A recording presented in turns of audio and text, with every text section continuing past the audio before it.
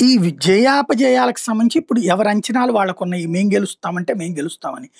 సాధారణంగా లాస్ట్ 2024 ఎన్నికల్లో ఆంధ్రప్రదేశ్‌లో ఘన విజయంతో తెలుగుదేశం పార్టీ, జనసేన, బీజేపీ కూటమి గెలుస్తది.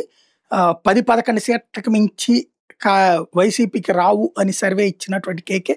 ఆ తర్వాత కొన్నింట్లో ఫెయిల్ అయినా బట్ అతను ఇంకా ఆ హార్డ్ చర్చ నడుస్తుంటది. అతను చెప్పినటువంటి తాజా సర్వేలో బీఆర్ఎస్‌ది జూబ్లీ హిల్స్‌లో ఘన విజయం అవుతుందని, 55.2% బీఆర్ఎస్‌కి, 37.8% కాంగ్రెస్‌కి, 7% బీజేపీకి, ఎంఐఎంకి 0, అదర్స్ 0 వాళ్ళిద్దరూ పోటీ చేయలేదు కాబట్టి అదర్స్ 0 కూడా కొంత ఉంటది అన్నటువంటి కాన్సెప్ట్.